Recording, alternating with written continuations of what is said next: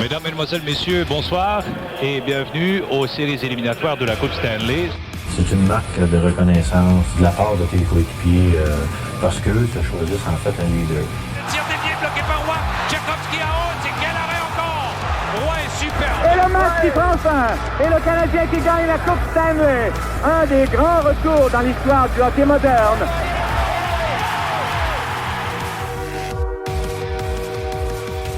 Bienvenue tout le monde sur le podcast Les Glorieux, édition spéciale avec un ancien joueur du Canadien de Montréal.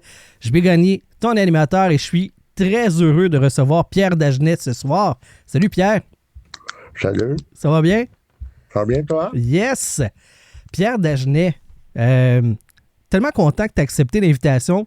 Je me suis pointé sur ton Facebook. Je t'ai demandé si tu étais disponible pour une entrevue, si ça t'intéressait. Puis tu as dit oui. Vraiment très content que tu aies accepté l'invitation. Je pense qu'on va apprendre plein de choses en plus sur ta carrière, sur ta personne. Fait que je pense que ça va être bien le fun. On a une petite heure ensemble. Je pense que ça va bien se passer. Ça me fait plaisir. Yes. Pierre, cette année, en fait, en 2024, il est arrivé quelque chose qui n'est jamais arrivé dans l'histoire de la LHJMQ. Toi et ton gars, vous êtes le premier duo père-fils à avoir été les premiers choix au total du repêchage de la LHJMQ. Pensais-tu vivre ça un jour dans ta vie, toi être repêché premier et que ton gars, lui aussi, le soit? Moi, me faire repêcher premier, c'était un peu plus inattendu. J'ai été coupé de 5 équipes, mais de 3 à cette époque-là, à cette année-là.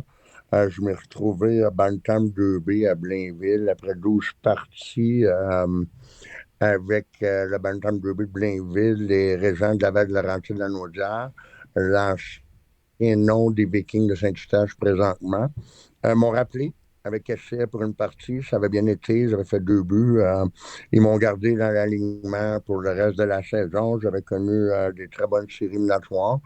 Et je m'en attendais même pas à mon repêchage à moi d'être sélectionné premier. Je n'avais pas rencontré beaucoup d'équipes. Et Lucien Deblois des Moncton Alpine dans le temps, qui est les Wildcats de Moncton présentement, ont fait ma sélection. Fait que c'était un peu, quand ils ont nommé mon nom, quand ils ont dit les Régents de Laval-Laurentides, c'était un peu une petite surprise. Je m'en attendais pas beaucoup de mon côté. Te disais-tu que c'est un de mes chums qui se fait repêcher en premier ou quand ils ont nommé le club, t'as fait « Ben voyons, c'est moi ». Non, j'avais une bonne idée que c'était moi rendu avec là, parce que j'avais connu vraiment des bonnes séries éliminatoires. J'avais connu une grosse saison aussi. J'avais des très bons joueurs aussi dans mon équipe. Mais pour sortir premier, j'avais une bonne idée que quand ils nommaient l'équipe, c'était moi. Là. OK. Puis ton gars, lui, c'était déjà plus... parce que... Mon gars, c'est une belle histoire. Mon gars, c'est à partir jeune. Ma gars, j'ai pris des décisions. Il y a eu un gros tournant dans ma vie, puis dans la carrière de mon garçon quand il était vraiment jeune. J'ai pris des décisions. On a eu un point tournant que je m'ai toujours me rappeler. On avait été au Brick à Montréal, genre de Meltdown, ou quelque chose à Montréal, à Pierrefonds. Puis il y avait une équipe Brick dans ce temps-là. Je pense que les jeunes avaient peut-être 8 ans, je pense, 8 ans à peu près. Là. Puis c'était la première équipe Brick. Puis j'étais sur le bord de la chambre avec mon garçon. Parce que j'avais pratiqué avant avec peut-être les anciens Canadiens, je pense. Et j'ai vu sa face quand les jeunes ont sorti tout habillé avec le beau chandail et tout. Puis j'ai vu une expression sur sa face. Puis j'y ai dit à ce moment-là que papa va tout lâcher, puis on va faire les efforts nécessaires, puis on va tout battre ces joueurs-là, puis fais-moi confiance, on va travailler en équipe, puis on va essayer d'atteindre nos objectifs, puis de tout battre ces joueurs-là. Puis je pense qu'on a fait équipe. On a fait une équipe, puis on a fait des efforts vraiment forts, père et fils, ensemble pour faire une équipe. On a fait des sacrifices et tout. Puis le hockey mineur n'a pas toujours été facile et tout, mais ma gars, s'est vraiment performé dans son hockey mineur. Moi, si tu me demandes à moi, personnellement, moi, j'ai pas de doute. Sortir premier, c'est exceptionnel. Oui, Moi, je suis même à son père, j'ai toujours cru, j'ai toujours believe et tout. Lui, on a fait des étapes Ouais, pour ouais. l'avoir et tout. Je suis fier de ça pour montrer que ma recette, elle marche. Mon père m'a fait donner de l'amour. Il m'a donné de l'amour, de l'attention. Le temps que tu consacres à ton garçon, c'est beaucoup, beaucoup. Ça a une grosse valeur. Hein. Ça veut Mhm. dire le temps et l'amour que je lui ai donné, vice-versa, que mon père m'a donné pour ça, c'est des grosses. C'est une grosse valeur familiale pour nous. Ça, c'est ma plus grosse fierté. Je pense que tout peut arriver, tout peut s'accomplir. Puis je suis très, très fier. Au moment du draft, j'ai pas le stress, l'émotion, l'adrénaline. Euh, Tu réalises pas vraiment un homme. On n'a pas vraiment parlé beaucoup. C'était une short période de temps de discuter de ça. Aujourd'hui, avec le step back, c'est vraiment une fierté que je prends pour. C'est historique, puis je suis fier. Puis je Mhm. suis vraiment fier comme parent, puis pour mon fils aussi, là, qu'on ait accompli ça ensemble. Mhm. Ça marque combien? Moi, là, tu sais, j'ai jamais fait la Ligue nationale, puis on se dit tout le temps, c'est les meilleurs au monde, mais c'est vraiment une poignée de joueurs. Quand je regardais ta fiche, saison 97-98 avec les Huskies de Rouyn-Noranda avec Mike Ribeiro, t'es le deuxième meilleur pointeur de la LHJMQ avec 135 points. C'est une grosse saison. Ribeiro en a 125. C'est Ramzi Abid avec qui tu as joué vraiment comme plus tard dans ta carrière en Europe, qui est le meilleur pointeur. Puis de ce trio-là, Ramzi Abid s'est jamais vraiment établi dans la Ligue nationale. C'est fou comment est-ce que c'est du point en tas, là. 135 points d'une saison. Et malgré ça, c'est même pas la pointe de la pointe de la pointe de l'iceberg. Ben, C'est quand même incroyable. il a joué, Ramsey a joué. C'est Ouais. 133 fois que j'ai fait. C'était en 60 parties avec un plâtre cassé, puis une mâchoire cassée. OK. J'aurais peut-être fait 90 goals cette année-là en santé. Wow. Mais Ramsey Abid, il a joué quelques games dans la Ligue nationale. Oui, avec les Pingouins, entre autres. Avec les Pingouins, c'est un joueur que j'ai joué avec en Russie. C'est un joueur qui, aujourd'hui, qui a une belle. Il y a l'académie, je pense, sur Red Bouchard aussi. C'est un gars qui a toujours travaillé fort. Il y a une équipe de travail incroyable. Tu sais, la ligne est mince pour jouer dans la Ligue nationale. Je pense vraiment. Si t'es bon dans tout, tu ne joueras pas dans la Ligue nationale. Il faut t'exceller dans quelque chose. Ouais. C'est quoi ta chaise qui va t'amener là? Puis il faut que tu sois des meilleurs au monde dans ce domaine-là. Puis il faut que tu sois bon dans tout, mais il faut vraiment que tu excelles dans une matière vraiment pour passer la ligne nationale. Je pense que moi, mon lancer, mon IQ pour où me placer dans la zone offensive pour recevoir la rondelle, c'était mon élément de force qui m'a permis de jouer dans la Ligue nationale. Mm-hmm. Puis c'est ça qui t'a amené dans la Ligue nationale. Une des autres affaires que j'ai vues en regardant un peu ta fiche, t'as été coaché par Gaston Terrien cette année-là. T'sais, on le connaît comme le gars de TV, mais il a été coach aussi. C'est qui Gaston comme coach? C'était-tu un bon coach? Gaston, c'est un coach très demandant, très strict, demandant. Il était sévère. Gaston, j'ai eu une période de temps que je n'ai pas eu toute l'année au complet. Gaston, j'ai rien à dire contre Gaston. Tu sais, Gaston, il voulait beaucoup nous casser, moi et Mike. Il y avait une différente approche entre Gaston et l'organisation et les joueurs. Mm-hmm. Je pense que Gaston avait peut-être la vraie manière à faire pour nous discipliner et nous mettre une structure hockey. Le propriétaire était plus pour remplir l'aréna, nous laisser louche, nous laisser à notre guise de faire ce qu'on voulait faire. Je crois au bout de la ligne, c'est quoi qui a arrêté nous, peut-être, mais en même temps, le propriétaire, il a cru en nous. Il nous a laissé nous amuser, nous épanouir, faire des points et tout. Fait que le juste milieu des deux, on ne saura jamais c'est quoi. Mais j'ai rien à dire contre Gaston. Gaston, il était un bon entraîneur pour moi, puis Mike. Mm-hmm. Ça, c'est une autre affaire qu'on ne voit pas souvent, mais tu as été repêché 2 fois dans la Ligue nationale. 1996, avec les Devils, au deuxième rang, deuxième tour, 47e, puis 2 ans après, au 4e tour, 105e.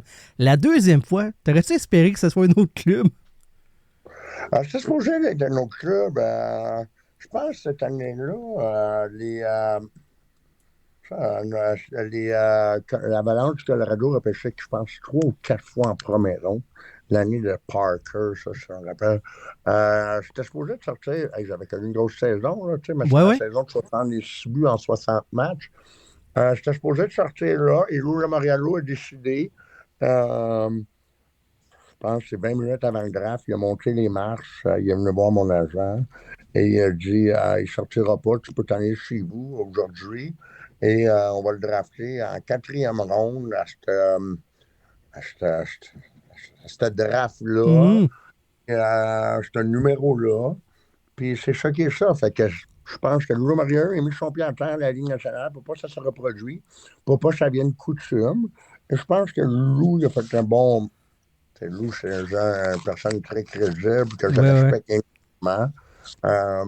Fait qu'il m'a repêché 2 fois. Je pense que l'organisation des Devils de New Jersey est la plus belle structure. Lou Lamoriello, c'est l'homme que je respecte le plus dans le hockey, là, que j'ai appris vraiment la structure, discipline, concept d'équipe. C'est vraiment une éthique de gagnante et tout. J'ai appris beaucoup. Fait que je suis vraiment fier de faire partie de cette organisation-là.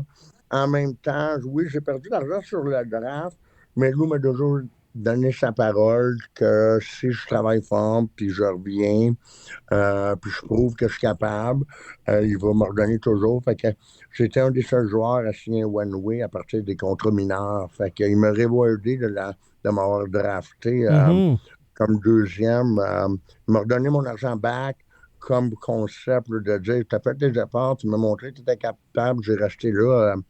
Des 2-3 étés sacrifiés pour revenir à la maison, m'entraîner avec le père Pavel Bure et tout. Fait que j'ai rien à dire, c'est une belle expérience. Je ne conseille pas ça à n'importe quel jeune. Je pense que tu as l'opportunité de rentrer dans la Ligue nationale, d'avoir la porte ouverte, c'est de prendre l'opportunité, de foncer parce que tu es loin encore de la Ligue nationale. Tu penses beaucoup d'accomplir quelque chose. C'est juste un numéro, c'est juste un draft. Tu as beaucoup, beaucoup de travail à faire. C'est comme que c'est mon garçon présentement. Quand tu arrives au camp d'entraînement, 1er, 5e ou 7e, tu es dans la même chaise que presque tout le monde. Faut juste que tu travailles puis que tu progresses constamment. Je pense que c'est plus comme les choix de première ronde, il y a peut-être plus de chances qui sont données.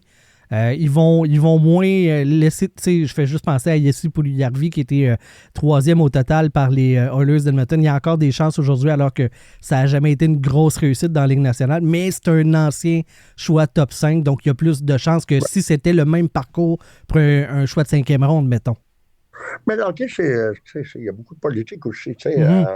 Si tu peux, il y a beaucoup de gens autour d'un choix de première ronde. Tu as l'organisation, premièrement, tu as le logo, après tu as le propriétaire, tu as les directeurs généraux, tu as les scouts, les directeurs du scouting.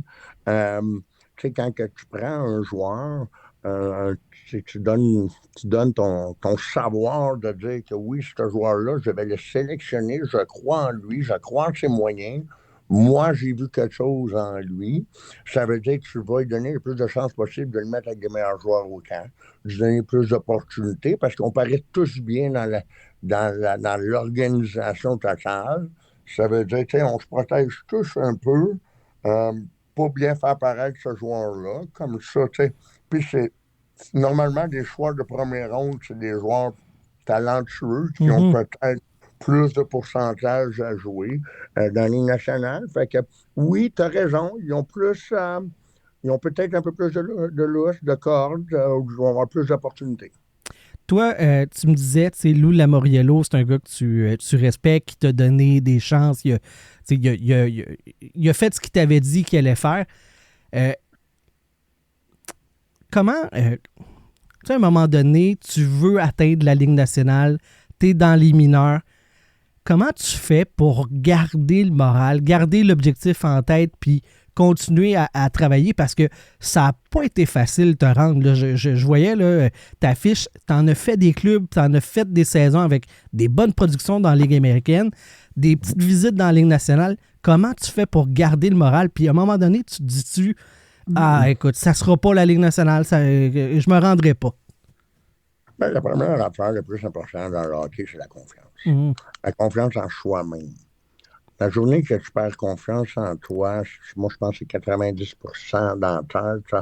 Tu sais, les efforts, le travail, l'entraînement physique, les hors-glace, sur-glace et tout. Tu sais, ça, t'es un athlète, tu le fais. C'est la confiance. Quand il faut que tu gardes ta confiance de tes moyens, tes capacités, dans quoi que tu es le meilleur, puis tu continues à croire, tu continues à rêver. Il n'y a pas de miracle. Faut que tu travailles plus fort que les autres. Faut que tu travailles plus fort que les autres. Faut que tu te présentes à chaque match. Puis j'ai toujours dit à mes jeunes, moi, dans ce que je fais, tu es évalué à chaque jour. Il y a toujours quelqu'un qui va te regarder, qui va t'évaluer. Le monde a une opinion souvent négative, mais c'est peut-être des petits détails qui m'ont remarqué, qui m'ont devenu positif. OK. Tu as joué, tu sais, comme pas mal tous les joueurs de hockey, tu as fait plusieurs équipes dans ta vie. Puis ça, en tant que non-joueur de hockey, tu sais, on regarde ça et on se dit c'est une équipe, ils sont censés être unis, ils sont censés former un groupe. Mais les gars, ils voyagent tellement, ils passent d'une équipe à l'autre, un match ici, un match là. Comment tu fais pour t'intégrer dans une organisation avec tous ces mouvements de joueurs-là, de personnel? J'ai l'impression que c'est une game qui est individuelle malgré que ce soit des équipes qu'on met sur la glace. Ben, c'est un concept d'équipe. Moi, je pense qu'un coup que tu suis le système de jeu, que tu sais, on s'entraîne sur la glace. Il y a beaucoup de joueurs qui vont te faire bien paraître sur la glace. Chaque joueur est différent. Faut que tu saches c'est quoi ton concept à toi, c'est quoi ta valeur sur glace. Si t'es un shooter, faut que tu shootes. Si t'es un bon F1, faut que tu mettes de la pression sur la rondelle, faut que tu aies un bon bâton. Je pense que chaque joueur connaît ses forces sur la glace. Fait qu'on essaye tous de s'alimenter pour bien faire paraître un et l'autre. Quand tu embarques sur une glace, il n'y a pas d'ennemis, il n'y a pas d'amis, c'est qu'on essaie de gagner une game en équipe, en famille, puis on essaie tous de s'entraider pour avoir le même but, c'est de performer, puis de gagner une game de hockey. Fait que, tu sais, c'est plus en dehors de la glace que tu vas t'adapter, avec qui tu côtoies, avec qui tu t'entends. Tu sais, il va toujours avoir des, tu sais, peut-être pas, tu peux pas t'attendre avec 25 personnes, mais quand tu embarques sur une glace de hockey, moi, je crois formellement que tout cet égo-là, puis la haine ou des bons amis et tout, je pense que c'est tous pour un pour tous. Là, On s'en va à la guerre, puis on essaie de performer à notre juste valeur pour faire gagner l'organisation. Ça t'es-tu arrivé d'être sur un trio avec quelqu'un que, en dehors de la glace, tu t'entends comme tellement pas, mais ça, la glace, bâtard, ça fonctionne?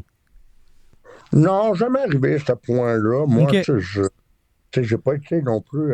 Je suis un gars qui a toujours essayé de survivre dans la Ligue nationale, à part peut-être ma première saison avec les Canadiens.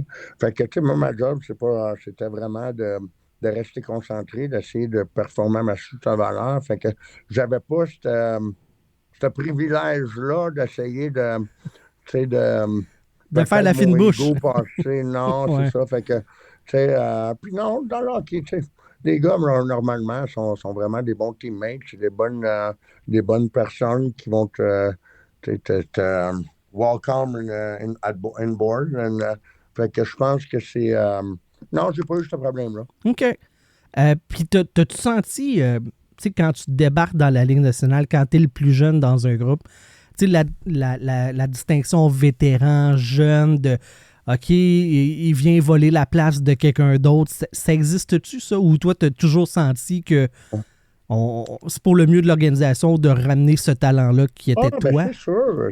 Tu vois, quand tu es un jeune, ça fait monter des mineurs, puis c'est la deuxième ligne, puis tu es un vétéran, que ça fait 10 ans qu'il est là, qu'il se fait tasser.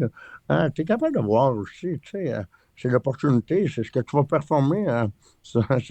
La ligne est mince sur tes 3-4 premiers présences sur la glace, parce qu'après ça, la pression, elle monte et tout. C'est plus une pratique. Moi, je pense que c'est plus ma première pratique. Quand tu te fais monter les mineurs, que tu es stressé, j'ai toujours dit, ma première passe à cross à Alex Covalet, je voulais pas qu'elle se fasse 3 pieds en arrière, tu comprends? Parce qu'il va se dire, hey, le jeune, retourne les mineurs, Parce que c'est plus l'exécution d'un pratique et tout, qui vont voir tes skills, qui vont voir ton approche, comment tu travailles et tout. Dans la game, elle joue tellement vite et tout, c'est l'anticipation. quand tu réagis, il y a beaucoup de joueurs qui vont se faire monter dans une nationale, ils vont réagir. Même junior, je regarde, je suis allé voir des games en fin de semaine, j'ai vu le rempart. On réagit. Quand tu réagis, il est trop tard. Faut que tu sois vraiment. Faut que tu anticipes où est-ce que la rondelle elle va aller et tout. Comme ça, quand tu anticipes, tu as confiance, tes pieds bougent et tout, la game est plus facile. OK. Tu viens de me parler de Alex Kovalev. Ça ne te tentait pas que ta première passe soit 3 pieds en arrière. Ça doit être intimidant quand même de rentrer dans un vestiaire avec des gars établis. Puis, encore une fois, je regardais, tu as eu dans tes alignements des Pavel Bourré, des Scott Niedermayer, Scott Stevens, Patrick Elliott. Tu as eu du gros talent en termes de coéquipiers. Est-ce que tu vas... Tu te pointes, tu vas à Alex Kovalev, tu dis « Hey, salut, moi c'est Pierre, à cette heure, on est bodés. » Comment? Est-ce qu'il te regarde de ce monde-là? Non, tu essaies de prendre ta place. Premièrement, Alex, c'était vraiment une bonne personne. Ouais. Vraiment, vraiment, là, un chic type, vraiment terre à terre, vraiment humble pour le talent qu'il avait. Comme tu dis, tous les accès, j'ai eu plusieurs personnes, moi, que j'ai fait, je m'ai comme établi, OK, moi, Alex Kovalev, c'est les meilleurs mains que j'ai vus au monde. Pavel Bure, c'est le gars le plus affamé pour un loose puck, pour une puck libre, pour anticiper, pour partir en break-out. J'ai jamais vu un gars exploser comme ça pour vouloir une puck, tu comprends-tu? Martin Brodeur, c'est le joueur que j'ai vu qui aimait le plus hockey, s'amuser dans les pratiques, enjoyer the game, content d'être à l'aréna. Scott Stevens, le gars le plus préparé mentalement, physiquement pour une game de hockey. J'ai vu des gars confiants comme José Theodore, qui avait vraiment une confiance incroyable. C'est tous des plein de joueurs qui ont toutes les différentes vraiment stars en haut d'eux autres, là, qu'ils ont détachés, qui ont fait des MVP dans les nationales. Oui, c'est ça qui a fait qu'ils sont... qui ont eu un parcours particulier. J'ai le goût de te parler d'entraîneur, puis c'est aussi une question d'un de nos auditeurs, Rick Springletti, qui te demande, tu as joué sous les ordres de Mike Keenan. Comment tu as trouvé l'expérience? Moi, je pense que c'est le gars que j'aille plus au hockey. Ah ouais? Ouais. Il n'y a pas eu d'hésitation. C'est le gars que j'ai le moins aimé dans tout mon parcours de hockey. OK. Son approche, comment est-ce qu'il était individuellement? Non, mais respect humain, respect pour la personne, respect, pas de respect mutuel. T'es un numéro, t'es pas important, t'es pas sûr qu'il était vraiment, aimait beaucoup les Québécois non plus. OK. C'était pas l'organisation, c'était lui avant. Moi, j'ai pas aimé faire partie d'être dans son entourage il se fait pas sentir bien, il voulait pas mais en même temps il m'a donné mon meilleur conseil au hockey de rester. J'avais de la misère dans ma zone, ils ont dit regarde, t'as de la misère, reste proche. Entraîneur, mais c'est personnage, c'est plus personne. Ouais. Que je suis pas une personne fun d'être à côté de lui ou que tu veux faire partie, là, j'aurais pas été au restaurant avec lui. Ouais, ça m'intéresse pas pendant ça. C'est pas lui que t'invites en premier pour aller prendre une bière, maintenant. Non, je veux pas. Je trouve que le hockey a changé aussi. Le hockey, dans ce temps-là, c'était peut-être différent, mais ça s'en allait pareil de l'autre côté. Il faut peut-être du respect dans la vie envers tes coéquipiers, ton entraîneur et tout. Puis je pense que cette ligne-là était franchise avec lui. Mm-hmm. Si aujourd'hui, la plupart des gens se souviennent de toi en tant que joueur de hockey, c'est parce que tu as enfilé le chandail du Canadien. Comment ça s'est fait, ça? Comment, quand tu as su la nouvelle, je vais être un Canadien de Montréal, comment tu as réagi? C'est quoi ton souvenir de cette époque-là? J'étais agent libre après la Floride, puis les Canadiens m'ont fait une opportunité de signer à 2 volets avec eux. Fait que j'aime la pression, j'aime l'adrénaline, j'aime de prouver au monde. C'est wrong, je pense, si tu veux jouer. Oui. Tout du caractère. Moi, je pense que c'est pour ça que j'ai joué au hockey. Je voulais prouver au monde que j'étais capable. Et il y a beaucoup de monde qui ne souhaite pas la réussite des gens. Sur le côté hockey, il y a beaucoup de monde de jaloux, même dans le hockey mineur ou dans le hockey. Fait que je voulais prouver au monde que j'étais capable et tout. Puis la plus belle place au monde où pouvoir jouer pour prouver au monde québécois, c'est à Montréal. Fait que j'ai eu l'opportunité, ça n'a pas été long, mais j'ai eu vraiment des beaux souvenirs. C'est la plus belle expérience de ma vie. C'est l'affaire, je suis plus fier encore aujourd'hui. Je représente les Canadiens. Je réalise beaucoup plus aujourd'hui. Tu sais, ça fait 25 ans, c'est pas loin, 23 ans. Tu sais, je suis pas la même personne que quand j'avais 23, 24 ans. Je joue pour les Canadiens quand j'ai 47 ans. Tu sais, ça fait que je réalise beaucoup plus le privilège que j'avais. C'est quoi les Canadiens? C'est quoi le logo et tout. Fait que je suis encore reconnaissant de mettre le chandail du Canadien quand je joue avec les anciens. Je suis vraiment fier de ça, puis ça va me rester à la vie.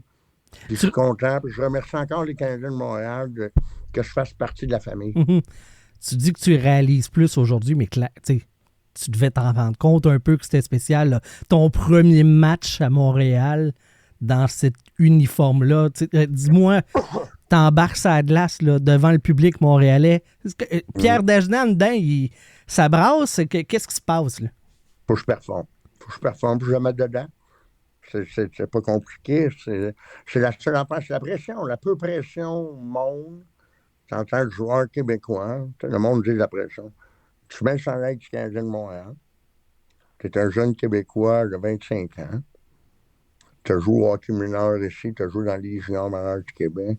Tu as la chance de porter l'uniforme du Canadien devant tout le monde, que tu es allé à l'école, que tu as côtoyé, puis que faut que tu performes ce soir-là.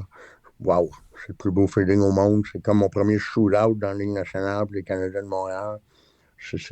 C'est quoi tu veux de plus? C'est quoi tu veux de plus comme pression en tant que joueur de hockey pour faire gagner ton équipe d'enfance quand tu avais ton pyjama, puis tu regardais ça avec ton père, puis je regardais ça avec mon garçon, d'avoir cette opportunité-là, puis de faire un but, faire gagner les Canadiens de Montréal. J'ai été privilégié. Je remercie le petit Jésus. Je remercie d'avoir l'opportunité, mais c'était un moment inoubliable. Mm-hmm. Il n'y a pas beaucoup de monde du Québec qui peuvent mettre ça dans leur CV et dire « Moi, j'ai marqué un but puis j'ai gagné un match avec le Canadien de Montréal. » Ça se place bien dans une conversation. Mettons que la personne ne te connaît pas. Là. Pour les Canadiens de Montréal. Ouais. Fait que, tu sais, c'est... Non, merci. C'est très apprécié puis je suis fier de ça aussi. Mm-hmm. Pression à Montréal, toi, tu faisais partie de ce qu'ils appelaient avec Mike Ribeiro puis José Théodore, les trois amigos. Moi, je me souviens des heures durant de 110% qui parlent de vous autres. C'est quoi la relation? Je vais te demander toi, mais les joueurs en général, c'est quoi la relation avec les médias sur l'analyse, la suranalyse, la re-suranalyse de ce qui se passe à glace pour le Canadien de Montréal? Tout est sous la loupe, constamment. Ben, tu te mets en contexte, le journaliste, c'est normal. Faut que, dans ce temps-là, à 110%, faut que tu vendes les médias, et faut que tu vendes les journaux et tout. Tu as 3 jeunes Québécois qui joue pour les Canadiens de Montréal. T'en as un là-dedans, c'est le MVP de la Ligue nationale. Le meilleur goaler au monde, qui gagne le trophée Vézina, qui gagne le Hart. Mm-hmm. OK? Un beau bonhomme. Il est millionnaire. Non, mais tu sais, veux pas. On n'est pas tous comme Théo. T'as Mike Ribeiro qui est à côté, qui est nonchalant, qui produit, que c'est facile de jouer au hockey sans manger, sans dormir, sans s'entraîner. Puis moi, je faisais juste être chanceux de faire partie de ça, qu'on s'entendait les trois en dehors de la glace parce que on était humbles, on était loyal l'un envers l'autre, on s'amusait, on s'encadrait bien ensemble, on riait, on était heureux d'être ensemble, de faire partie du Canadien de Montréal, fiers de faire partie du Canadien de Montréal pour les Canadiens de Montréal, tu sais, pour le peuple et tout. Oui, tu sais, c'est de la confiance. On dégageait beaucoup de confiance, peut-être un peu trop, peut-être aux jeux des médias ou n'importe quoi, mais en même temps, faut que tu respectes les médias, faut que tu respectes les gens, faut que tu respectes. Tu sais, les Canadiens de Montréal, c'est une grosse, grosse vitrine. Quand ça va bien, quand ça va mal, faut que tu gères la situation. Comme je t'ai dit, je ne gérerais pas ça de la même affaire avec l'expert. La Mhm. même, tu sais, mais en même temps, j'ai rien fait de mal.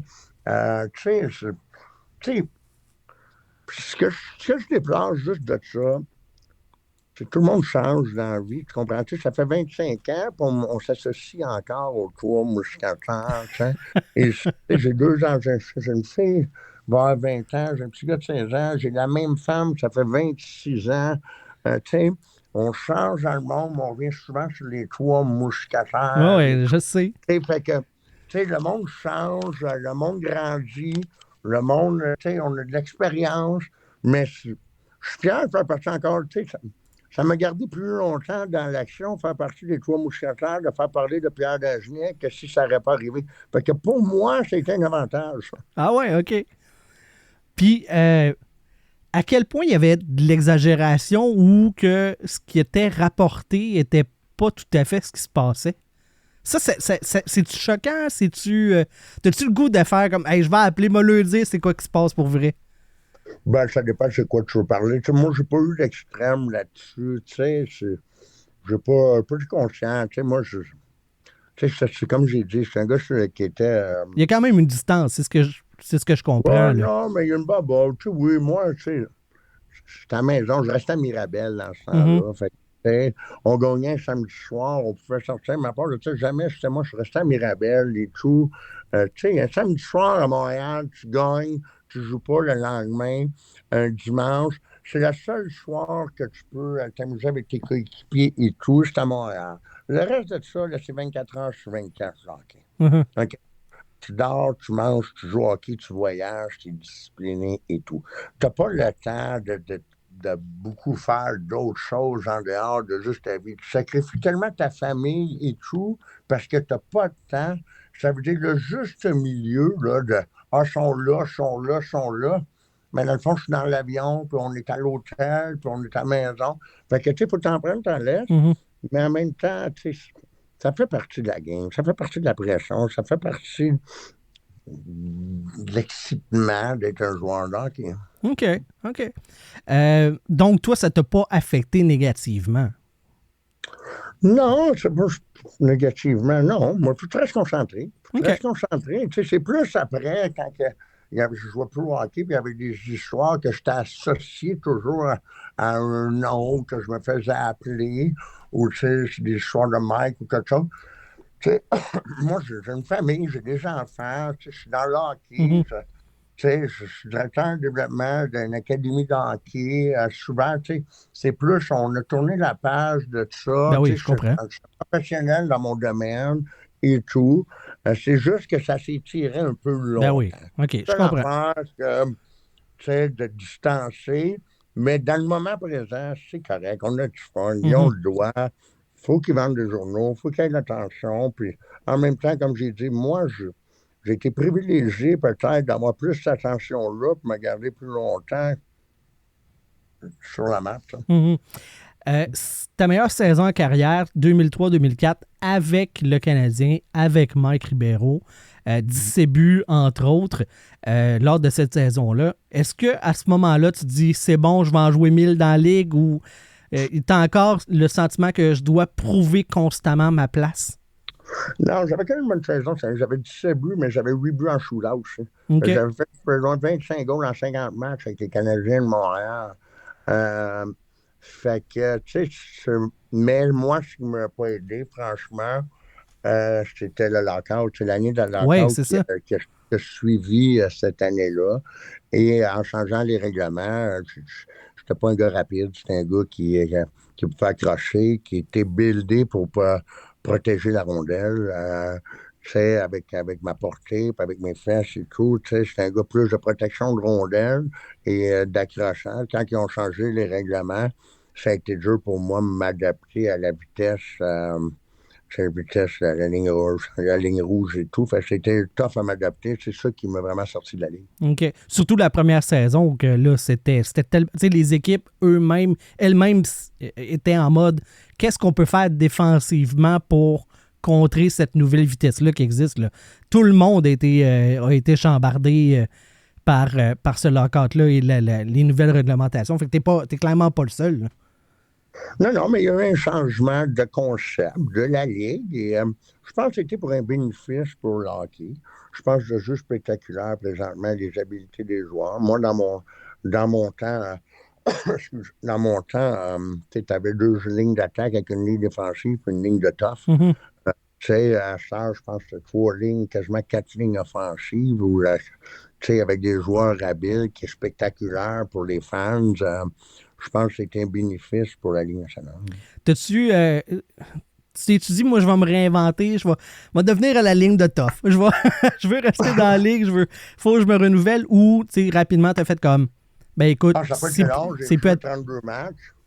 J'ai joué 32 matchs. Ouais. Tu sais, j'ai essayé de m'adapter, j'ai essayé. Tu sais, l'année de lockout, j'ai peut-être pas fait les meilleures décisions. On a eu la tournée caravane au Québec avec tous les joueurs québécois. On ne savait pas du jour au lendemain c'est quand la saison recommençait. Fait que, c'est l'adaptation de... J'aurais dû peut-être, cette année-là, de prendre vraiment... prendre peut-être un entraîneur privé. OK, c'est où qu'on va s'en aller dans la Ligue nationale, puis m'adapter ces 3, 4, 5, 6, 7 prochains mois-là à me repeaufiner. J'ai resté le même joueur d'hockey que j'étais. Fait que c'est peut-être été une erreur, mais en même temps, on était tous ensemble. On a fait la tournée au Québec. On a vu des villes. C'était fun pour les amateurs. C'était le fun de côtoyer les joueurs québécois de la Ligue. C'est des beaux souvenirs. Mm-hmm. Il y a une vidéo qui a circulé, ton passage avec Théo à la poche bleue, où est-ce qu'il raconte une shot lors d'une séance d'échauffement avant un match, une shot que tu as lancée sur la clavicule puis que ça l'a blessé. Puis moi, le truc que j'ai retenu de cette séquence-là, c'est qu'il dit que tu étais le seul dans le club qui avait une bonne shot. Je le sais que c'était ça ton point fort, c'était ça ta grosse qualité. Mais à quel point avoir une si grosse shot que ça, c'était vraiment ce qui te rendait spécial par rapport aux autres? Il y avait d'autres bons lancers. C'est d'une service. C'est que moi, je jouais avec un bâton vraiment différent. Là, un peu Ovechkin, le même genre de... Je jouais avec un wedge. Là. Ma curve était beaucoup du talon prononcé. Moi, à 10-15 pieds du net, ma rondelle, elle baisse vraiment vite là, à comparer d'une palette droite. Fait que, non, mais j'ai pratiqué mon lancer toute ma vie avec mon père. C'était vraiment mon arme. Je peux dire que je mettais un peu la rondelle où je voulais dans le filet. C'était mon lancer, c'est ça qui m'a amené à la Ligue nationale. Mm-hmm. C'est ça qui m'a amené à la Ligue nationale. J'avais un bon lancer. Un snapshot, qu'on appelle. Moi, c'était plus mon slapshot. Aujourd'hui, on voit moins ça. C'est plus les palettes P28 avec les toe drag et tout. Fait que le concept a changé. Ils en font plus bien bâton comme le mien. Mais non, ça faisait partie de mes atouts qui m'ont rentré dans la Ligue nationale. Tu as de la misère à trouver des bâtons comme toi t'aimes? Tu as vu que c'est plus à la mode parce que... ils en font rien que Sherwood qui en font encore, je pense. Mais c'est jamais comme ma curve que j'avais. Mais ça n'existe plus bien, là, chez Curve. Parce que ça me fait penser à l'histoire de Gretzky qui mettait des casques Jofa, puis il n'y avait plus le droit, puis même la compagnie disait l'arrête, là, c'est pas sécuritaire. Tout est un peu. Il y a mon équipement, ils ne font plus. Comment je m'équipe? McKinnon, il jouait avec un hockey comme ça. Tu sais, dans le temps, McKinnon, c'était des bons, là, Tal, Frady. Ces gars-là, on jouait tous avec des curves du talon. C'était une autre génération. Ah oui. Après la Ligue nationale, Finlande, Russie, Autriche, Norvège. Tantôt, je parlais de ça doit être pas facile de s'intégrer dans un groupe. Là, on parle de littéralement une autre culture. Pierre Dagenet en Russie et en Finlande, il se débrouille comment? Ton russe, c'est-tu pas pire? J'ai commencé avec la Finlande. J'ai pas aimé la Finlande. Puis je venais d'avoir ma fille, Pearl. On est allé là avec ma femme puis ma fille. Je marchais à l'aréna, il faisait clair. Puis quand je sortais de l'aréna, il faisait noir. Non, il faisait juste clair 3 heures par jour. Là. C'était dur mentalement. Là. Tu sais, c'était déprimant un peu. Fait que j'ai décidé de changer d'avenue. Là, tu sais, après ma carrière de hockey dans la Ligue nationale, quand je suis arrivé là, j'avais pas bien aimé cet endroit-là, sans rien dire contre Non, le c'est pays juste. ou le monde et tout. Je trouvais ça déprimant qu'il fasse noir en longueur de journée, là, tu sais, de vivre là. J'étais allé en Russie. Moi, j'ai super bien aimé mon parcours en Russie. Tu sais, c'est très différent. C'est un choc culturel. Si on peut voir qu'on est vraiment choyé ici. Les gens russes, le monde qui m'ont emmené là-bas, ils ont été super avec moi. J'ai aimé mon expérience. Le hockey n'est jamais pareil comme ici en Amérique. C'est impossible. Nous, on a un plaisir de jouer au hockey. On a une passion pour jouer au hockey. Là-bas, c'est un peu pour t'en sortir, pour avancer dans la Ouais. Te donner une dans la chance. vie et tout, tu sais. Beaucoup de classes moyennes. Fait que, tu sais, mais j'ai aimé là-bas, j'ai aimé ce que j'ai resté, j'ai aimé les gens, ils m'ont toujours respecté. J'ai rien à dire contre la Russie. Ah ouais? Parce qu'il y a des histoires de monde qui disent ils te donnent la paye en cash, faut que tu t'accoles sur toi pendant les matchs pour pas te la faire voler. Je dis que c'est pas ça qui est arrivé non plus, là. OK. Ben non, mais je veux que tu me comptes des affaires de même, là. J'ai été payé. Non, moi, je suis arrivé là-bas. Ils m'ont donné un montant d'argent, puis il fallait que je trouve une banque. Tu sais, je me pensais comme dans Rocky avec les marchandises noirs, là. J'avais peur, là. Tu sais, moi, j'étais avec Grenier dans ce temps-là. On avait un bon montant sur nous autres. On avait peur de se faire kidnapper, franchement, là. Fait que je suis arrivé à la banque, ils n'ont pas voulu prendre notre argent. Fait que j'ai mis l'argent sur le comptoir, j'ai dit, je sors pas d'ici, tu sais. C'est des moments, j'étais allé en bas, il fallait que j'aille en bas dans la réception. Ils ont ouvert un coffre-fort. Le coffre-fort, peut-être qu'il était 20 pieds par 3 pieds. Il était loin, il était profond. Ils ont sorti l'argent. Ils m'ont donné ça comme si j'aurais gagné le World Series of Poker. Parce que des rubles, c'est beaucoup de rubles là, pour faire beaucoup d'argent. Fait que c'est comme si j'aurais gagné. Puis là, j'avais pas de sac, rien. Fait que, tu sais, j'étais un peu... j'ai fait pogner un peu par inaperçu, mais ouais, c'est des souvenirs qu'on a. Il n'y a rien arrivé. C'est plus la perception qu'on a, là. Mais j'étais content d'arriver à la banque. OK. Parce que j'entendais, c'est Cynthia Faneuf, la conjointe de Max Talbot, qui racontait que de l'eau chaude, c'est pas tout le temps. Toutes ces affaires-là. Faire l'épicerie, c'est compliqué. Toi, est-ce que tu es allé avec ta femme et ta fille en Russie ou tu étais en solo? Les 3 premiers mois, après ça, j'ai renvoyé à la maison parce que 1-0 Canadien. Ah, OK. 2-0. Bon.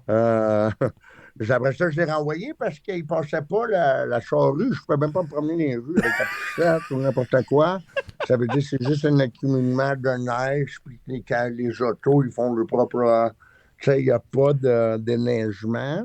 Fait qu'on n'avait pas bien accès. Moi, j'avais un chauffeur privé.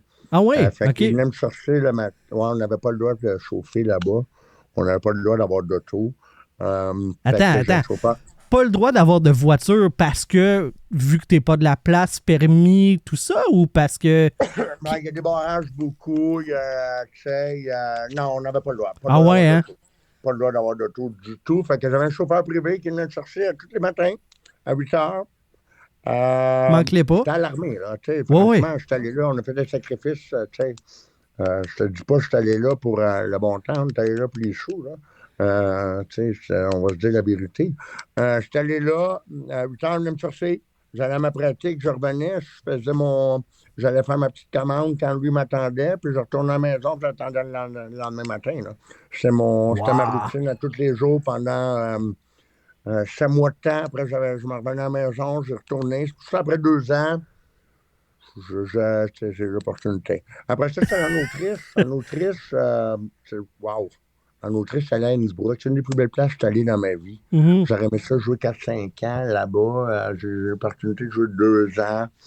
Wow, vraiment une belle, beau pays, belle ville. On vivait dans les Alpes.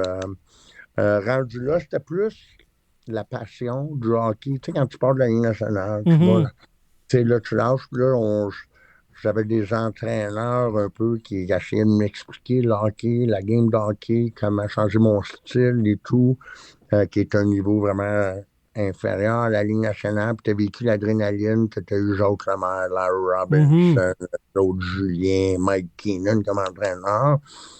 Puis tu vois le chauffeur de taxi qui veut te montrer à jouer au hockey, tu sais, fait que c'est un peu... j'avais de la misère à m'adapter, là, vraiment. Tu sais, j'ai eu des bonnes saisons, j'ai fait 30 secondes en 26 matchs là-bas. J'ai vraiment aimé. Mais tu avais Puis des après affaires ça- à améliorer. Tu avais plus d'un but par match, mais tu sais, fallait Non, te mais c'est ça, coacher. tu sais. Ils veulent te coacher, ils veulent te montrer, ils veulent réinventer, ils veulent faire ci. Puis la passion tu sais, moi, quand je joue au hockey, comme j'ai dit auparavant, c'était souvent, tu sais, toutes mes périodes dans l'innocence, c'est survie. Tu sais, c'était très adrénaline, mon chandail est accroché, mon chandail n'est pas accroché. Ce que je joue dans les estrades, ce que je joue pas dans les estrades, tu es tout le temps sur le hedge mental.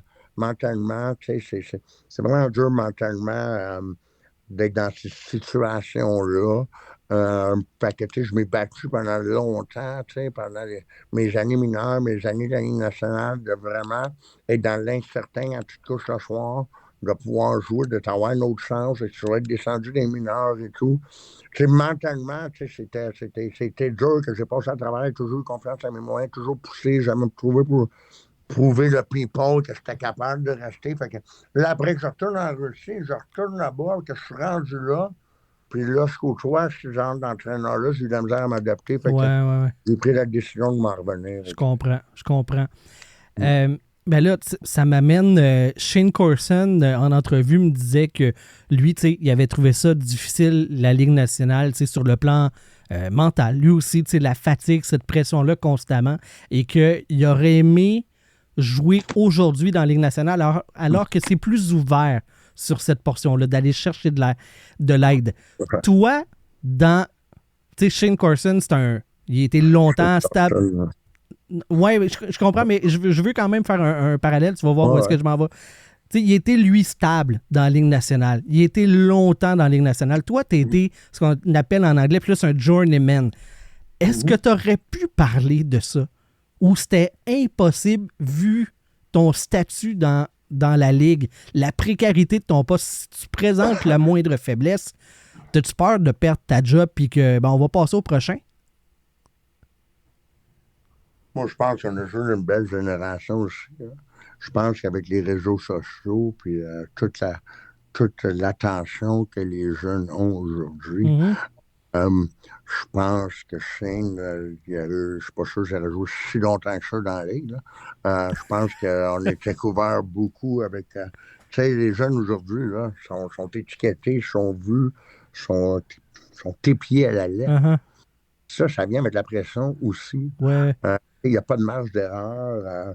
Je pense que les jeunes d'aujourd'hui sont vraiment, tu sais, on dit tout le temps, on fait des... La nouvelle génération est plus soft, est plus bébé, mais elle est plus disciplinée aussi. Il y a des défis différents. Elle est structurée, elle est disciplinée, ils ont tous des atouts, ils ont tous des accessoires pour performer, pour être à leur meilleur, ils ont tous les outils, tu sais, pour être. Fait que, tu sais, c'est complètement deux générations différentes. Fait que un ou l'autre, je pense qu'il y a des biens dans chaque, il y a des négatifs. Des points peut-être qu'on aurait plus aimé dans le temps d'aujourd'hui je pense qu'on ne peut pas comparer, on ne l'a pas vécu, mais je pense que je suis content de la génération. La génération d'aujourd'hui, je n'aurais jamais pu jouer avec mes atouts que j'avais, parce que j'aurais été buildé différemment sûrement aussi. J'étais buildé en concept de jouer dans la Ligue nationale que j'ai participé. Dans le style de cette époque-là, ce qui était... C'est ça. Sébastien Cadieux te demande s'il y avait une chose que tu changerais dans ton parcours, si tu avais le choix, tu avais la possibilité, y a-t-il quelque chose que tu aurais fait différemment, une décision, un geste? at large, là? Mais plus en entraîneur, quand j'étais dans une nationale d'entraîneur, tu sais, peut-être m'isoler l'été, puis prendre un entraîneur privé. OK. Ouais, c'est plus ça, j'aurais fait, tu sais, c'est souvent en groupe, c'est souvent dans ton cercle d'amis, c'est plus peut-être, ouais, tu sais, mais peut-être, tu sais, tu vois les athlètes du UFC, ils se promènent un peu partout, tu sais, ils vont chercher les meilleurs au monde dans chaque domaine, tu sais, pour vraiment se peaufiner à sa juste valeur. Peut-être plus ça, tu sais, j'aurais aimé ça peut-être, plus structurer mon entraînement spécifique hors de l'âge. OK. C'est drôle que tu me dises ça parce qu'aujourd'hui, c'est ça que tu fais. C'est d'encadrer de l'entraînement de jeunes dans le coin de Belleville, si je ne me trompe pas. C'est toujours dans ce coin-là. Qu'est-ce qui t'a amené vers cette après-carrière-là? Mais tu sais, aujourd'hui, c'est ça ta carrière, là. Qu'est-ce qui a fait que tu t'es dit, moi, je reste dans le domaine du hockey, puis comment tu sais, j'ai des atouts qui me permettent de donner à la communauté du hockey? Ben, je suis un gars passionné. Je suis un gars vraiment passionné du hockey. Puis, je pense que je suis parti du Québec, premièrement. La décision pourquoi je suis parti, mon garçon, il avait fini le premier scoreur au Québec, je pense, en 2013 ou 2014, j'en ai pas vraiment. Pour les Selects du Nord et tout. Puis, le concept physique en Ontario, je l'ai emmené là. Moi, c'était plus un scolaire, hockey scolaire, tu sais, fait que le matin, il allait à l'école, puis l'après-midi, moi, je l'encadrais avec l'académie. Ça veut dire qu'il y avait de la classe, puis il y avait du gym après. J'étais allé là pour l'emmener là, qui m'ont ouvert, ils m'ont offert un job, fait que j'ai pris l'opportunité d'emmener mon garçon là pour son développement. Je l'ai fait premièrement pour Madoc. Là, présentement, je suis encore là. Je crois vraiment au volume. Je crois à la... Tu sais, un peu de tough love. Tu es sur la glace, il faut que tu travailles fort. Il faut que tu sois discipliné. Je trouve qu'on a un manque ou un peu d'IQ hockey, avec nos jeunes qui se développent présentement. On a beaucoup de pylons, des pilons, là, des cônes, puis on ça. Mais la prise de décision avec la rondelle, de savoir où ils sont, les adversaires, même sans la rondelle sur la glace, je pense que c'est vraiment un concept qui est très, très important. Puis il n'y a pas de miracle. Faut que tu fasses plus que les autres, faut que tu fasses la glace plus que les autres, faut que tu t'entraînes plus que les autres si tu veux performer. Puis j'adore, c'est comme tu dis, j'adore montrer aux jeunes ma solution à marche parce que quand on fait quelque chose, on le fait à 100%. Puis pourquoi qu'on est là, pour quelle raison qu'on est là.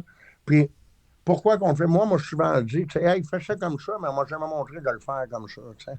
Ça veut dire, tu sais, j'essaie de mettre vraiment, c'est pourquoi qu'on le fait, pour quelle raison, puis quand on va l'utiliser dans une partie. Je suis passionné de ça, j'aime bien ça, faire ça. Je pense de revenir au Québec l'année prochaine. Ah oui? À Québec, ouais. Je pense de revenir soutenir Madoc dans son parcours junior. J'ai pas pris ma décision finale, mais je pense de revenir à Québec, aider les jeunes joueurs au Québec, là. Dans quel secteur? Probablement dans le coin de... À Québec City. Québec, OK. Je pense. Tu sais, j'ai pas pris ma décision finale, mais ça s'enligne vraiment là-dessus. J'aimerais ça aider les jeunes dans la région de Québec. Là, s'il y a des opportunités qui s'ouvrent, là, je vais revenir ici. On est loin de la famille, on est loin de ma fille, on est loin de mon gars. Fait que peut-être l'opportunité se présente, je vais revenir. OK. Ton gars, il est dans son parcours junior. Éventuellement, il sera repêché dans la Ligue nationale. Quel conseil tu donnerais à ton gars que tu aurais aimé, toi, avoir dans sa situation? C'est juste d'y croire. Hein? Il n'y a rien de fait encore là, quand on dit drafter dans la Ligue nationale. Moi, je vois pas loin. Moi, je vois demain, puis après-demain. Tu peux rêver, il faut que tu y rêves, il faut que tu y crois. Il faut que tu y believe. Vraiment, c'est 90% dans la tête. La tête, je pense que tout est là. Il faut que tu y crois vraiment en tes moyens. Mais c'est demain, c'est how bad you want. Tu peux jamais mesurer. Je vais le dire en anglais, tu peux me parler plus en anglais. The will inside of an athlete. Le désir à l'intérieur d'un athlète. Uh-huh. Ça, là, tu peux pas le mesurer. C'est ça qui va t'emmener à l'autre niveau. C'est comment tu veux vraiment réussir. C'est ça que mon gars, c'est ça que j'essaie d'enseigner le plus à mon garçon. OK. Si tu le veux vraiment, puis tu y crois vraiment, puis tu fais les efforts nécessaires, puis tu sais, oui, c'est un jeu, on s'amuse et tout, mais il faut que tu sois un peu obsédé à ce que tu fais, de vouloir être le meilleur. Si tu fais les efforts nécessaires pour faire ça, puis tu t'amuses en le faisant, puis tu aimes ça le faire, tu sais, je vois pas beaucoup de jeunes qui est talentueux, qui est beau, qui est bon, qui est pas heureux non plus, là. Tu comprends ça? Non, Ouais. mais c'est vrai pareil. Tu sais, tu t'amuses, tu joues au hockey, tu t'amuses avec tes amis, tu joues dans la Ligue junior majeure du Québec, tu voyages à travers, c'est la plus belle vie au monde, tu sais. Oui, il y a de la pression qui vient avec, mais est-ce que tu mets les efforts nécessaires à tous les jours pour devenir un meilleur joueur? Parce qu'il n'y a pas tout le monde qui le fait. C'est la matière première que j'enseigne à ma loge. À tous les joueurs. Mhm. Tu comprends-tu? C'est facile de tricher, c'est facile de ne pas le faire, c'est facile de le faire 75% aussi. C'est vraiment à l'intérieur de l'athlète. OK, je veux le faire, je veux réussir. C'est bon, on se met au travail. OK. Dernière question. Sébastien Cadieux te demande, c'est quoi le moment qui t'a donné le plus grand frisson relié au hockey? Ça peut être pour toi, ça peut être ton gars, ça peut être n'importe quand dans ta vie. La journée où est-ce que Pierre Dagenet est un pied dans la tombe, c'est quoi le souvenir qu'il va garder en lien avec le hockey qu'il ne perdra jamais? J'en ai 2-3. Ah ouais? J'en ai 2-3 différents moments. Mais je peux pas établir... mon premier but à mon gars junior majeur, là, dans son premier lancer, là, j'ai rebroyé à l'intérieur. Ah ouais? Là, c'était vraiment... c'est vraiment un soulagement, là, une fierté vraiment là, qui est arrivée vraiment. Waouh, j'étais fier, là, tu sais, waouh. Waouh, j'étais fier pour lui, j'étais content pour lui, c'était une pression énorme qu'on avait enlevée sur ses épaules. Tu sais, au repêchage, que lui se fasse repêcher, tu sais, je m'ai dit à moi-même, on les a eus, tu sais. Mhm. On les a eus, je vous l'ai prouvé, puis j'avais raison, puis on voulait l'avoir, puis, tu sais, yes, on continue, puis on a une étape de fait. Ouais. Moi, de mon côté, mon premier shootout au Canadien de Montréal, il fallait se faire gagner les Canadiens de Montréal, puis je suis le premier joueur dans l'histoire du Canadien à avoir fait gagner en shootout les Canadiens de Montréal. Fait que ça peut pas être battu, tu comprends? Non, c'est ça. Je suis le premier gars québécois, mais de l'histoire du Canadien, qui a fait le puck au Centre Bell. Puis je fais pas des millions, là. Il y a d'autres gars sur le banc, ils vous, puis tout. Ouais. Parce que si je ne mets pas dedans, je ne vois plus jamais de ma vie. OK. OK? C'est ça, faut que tu te dises pareil. Puis là, j'étais à la ligne bleue, puis je peux faire gagner les Canadiens de Montréal. C'est comme je t'ai dit tout à l'heure, là. Je fais jamais dedans. Tu sais, yes, je reste en survie. Tu sais, je suis toujours en survie. Là. Je peux pas célébrer comme on dit. Wow, yes, OK, je suis en survie. Quand je suis arrivé dans mon char, j'ai pris une 720, des jambes me claquaient ensemble. J'ai pogné 1 heure après le shake du moment qui est arrivé ça là. T'avais pas le temps de le vivre. C'était trop. Faut que je le fasse. Faut que je performe là. Ouais.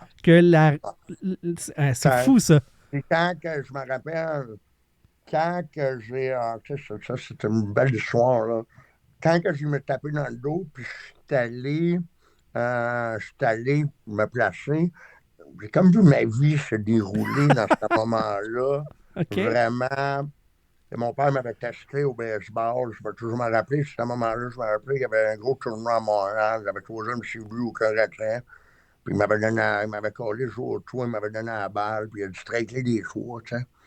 Puis là, les parents en arrière, ils regardent dans quoi qu'il met son gars, puis ils regardent dans quoi qu'il met la pression de son gars, puis ça n'a pas d'allure. Mais tu sais, mon père avait confiance parce que je sautais 500 pucks par jour, puis je piquais 500 balles par jour. À tous les jours, on faisait ça, c'était notre routine ensemble à tous les soirs. Puis il a confiance en moi, puis j'avais striké les choix. Fait que ce moment-là, c'est déroulé quand je suis arrivé au face-off. J'ai dit, regarde, on l'a pratiqué toute notre vie pour ce moment-là. c'est là qu'on va voir si tu es prête pour ce moment-là. Tu ne serais jamais dedans, tu sais. Fait que, tu sais, c'était vraiment, wow, la peu pression, là. C'était incroyable. Merci beaucoup, Pierre, pour ton temps, pour Ça me fait plaisir. pour t'avoir ouvert à nous puis à nos auditeurs. J'apprécie, puis je suis convaincu que les auditeurs aussi ont apprécié notre discussion. Gros merci d'avoir accepté, puis je te souhaite une bonne continuité dans ton parcours professionnel, en espérant te revoir du côté de Québec pour aider la jeunesse à se développer au hockey. Merci beaucoup. Très apprécié. Bonne fin de soirée. Merci, bye. Au revoir. Voilà, c'est ce qui complète l'émission d'aujourd'hui des Glorieux. C'est fou, le petit souvenir de se revoir. Pendant qu'il me contait ça, je ne sais pas vous autres, mais moi, dans ma tête, j'avais le fameux tir de pénalité du premier film des Mighty Ducks. J'avais Gordon Bombay qui voit son coach qui met de la pression, puis tout ça, tout l'entraînement. Et au lieu de la mettre sur le poteau, puis qu'elle rentre pas, Pierre, il l'a mis dedans, puis il a fait gagner le Canadien de Montréal. C'est vraiment cool. Vraiment un beau souvenir. Il y a des prochains shows qui s'en viennent. Des Glorieux. Prochain show, la semaine prochaine, on reçoit Charles Pellerin, humoriste, Chucky Pellerino, pour ceux qui écoutent le podcast Drette sur le tape, qui va venir jaser avec nous autres d'espoir de la Ligue nationale, de sa carrière en tant qu'humoriste, de sa passion du hockey. Et le 9 avril, on reçoit la gang du podcast La Brigade, un podcast dédié aux sénateurs d'Ottawa. Nous, on est allés, en fait, je suis allé faire un tour de leur côté lors de leur dernier épisode. Et là, ben, c'est leur tour de venir de notre côté. Donc, on va jaser de la saison des sénateurs, de la saison du Canadien. Les deux équipes qui sont à la porte des séries, qui se bataillent, qui sont directement en confrontation pour rentrer dans les séries. Donc, ça va être bien, bien le fun de discuter avec eux autres. Voilà, c'est ce qui complète le show de cette semaine des Glorieux. Je vous dis à la prochaine, tout le monde. Bye bye!